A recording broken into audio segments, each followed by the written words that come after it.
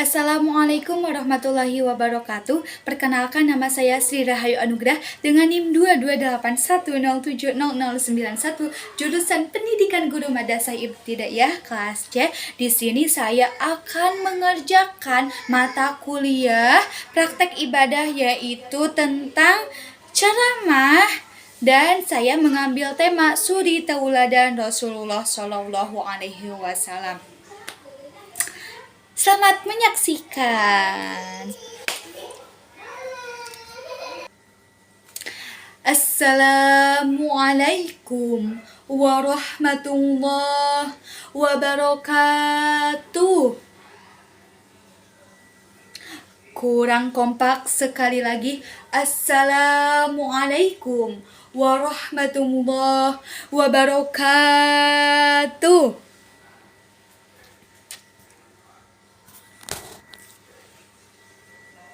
Alhamdulillahirabbil alamin wa bihi nasta'inu ala umuri dunya waddin wa ala alihi washabbihi ajma'in, amma ba'd. Puja dan puji marilah kita panjatkan kepada Allah Subhanahu wa Ta'ala. Atas berkat dan rahmatnya kita bisa berkumpul pada hari ini. Salawat beserta salam marilah kita panjatkan kepada Nabi Muhammad Sallallahu Alaihi Wasallam. Tak lupa kepada keluarganya, kepada sahabatnya, kepada tabiatnya, dan kepada kita selaku umatnya. Mudah-mudahan kita mendapatkan syafaat darinya. Amin ya Allah ya Rabbal Alamin. Hadirin rahimakumullah, apakah cinta kepada Nabi? Apakah sayang kepada Nabi? Mari kita sholawatan terlebih dahulu. Allahumma sholli ala sayyidina Muhammadin tibbil qulubi wa dawaiha wa afiyatil abdani wa shifaiha wa nuril absari wa diyaiha wa ala alihi wa sahbihi wa sallim. Hadirin rahimakumullah, kita sayang, kita cinta kepada Nabi Muhammad. Bagus kita sayang, kita cinta kepada Nabi Muhammad. Bagus, itu harus ya. Nah, Nabi Muhammad adalah contoh terbaik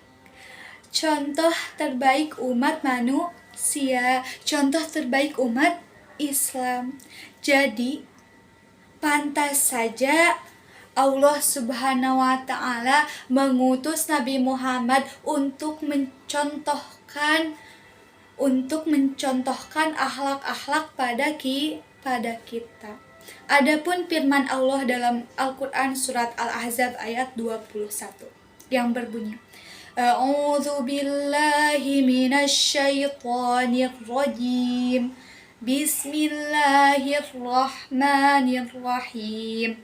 Laqad kana lakum fi Rasulillahi uswatun hasanah liman kana yarjullaha wal yawmal akhir wa dzakarallaha katsira. Shadaqallahul azim. Artinya, sesungguhnya pada diri Rasulullah ada teladan yang baik bagimu, yaitu bagi orang-orang yang mengharap kepada Allah dari hari akhir serta banyak berzikir kepada Allah. Al-Quran surat Al-Ahzab ayat 21. Rasulullah Shallallahu Alaihi Wasallam adalah contoh terbaik, contoh yang paling lengkap, contoh yang paling komplit untuk umat manusia. Adapun contoh-contohnya: 1. Contoh di dalam berkeluarga. 2. Contoh di dalam guru menjadi guru. 3. Contoh di dalam pendakwah. 4. Contoh di dalam pembisnis. 5. Contoh di dalam panglima perang. 6.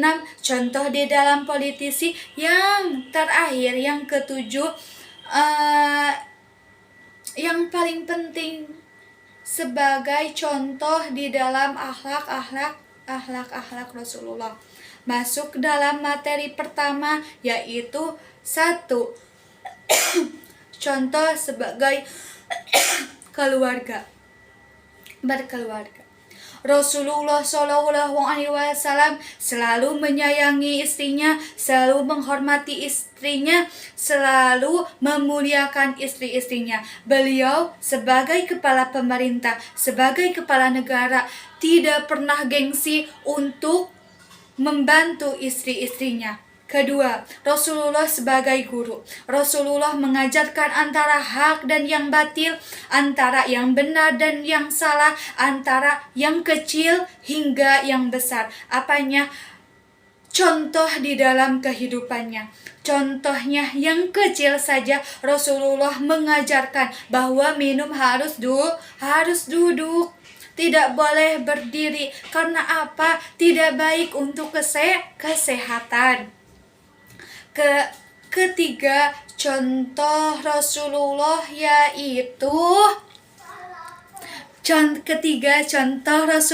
yaitu menjadi pendakwah.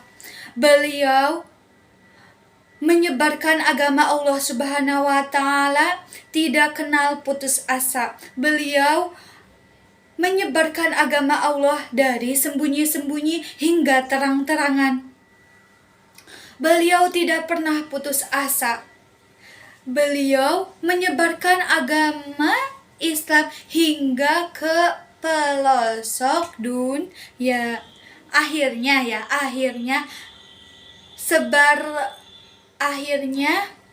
penyebar luasan tersebut hingga ke pelosok dunia. Keempat, beliau sebagai pembisnis.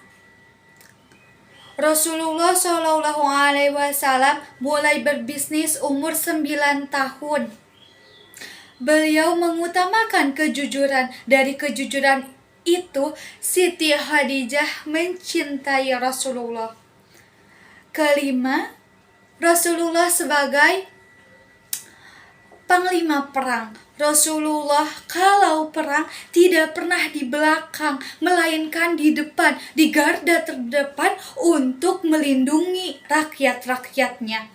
Jadi kalau kita ada masalah dalam diri kita atau dalam keluarga atau bahkan dalam agama kita sendiri, kita harus paling depan untuk membela agama kita, untuk membela keluarga kita, untuk membela diri kita sendiri. Keenam, beliau sebagai politisi. Beliau tidak membenarkan yang salah, tidak mensalahkan yang benar. Beliau selalu adil, beliau bijaksana di dalam negaranya saat dia memimpin. Ketujuh, yang paling penting, akhlaknya. Akhlak beliau sangat diacungi jempol, harus diacungi jempol.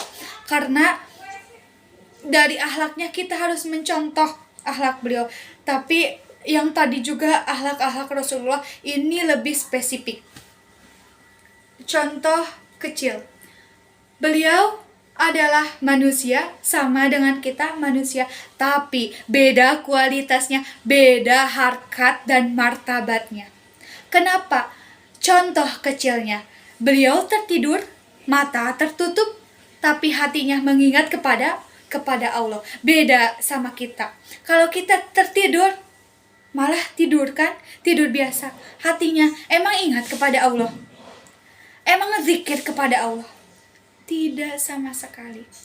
Contoh lainnya, beliau dicaci maki, diolok-olok, dihina, diludahi, bahkan dilemparkan tai unta. Apakah beliau balas dendam? Apakah beliau marah? Tidak sama sekali.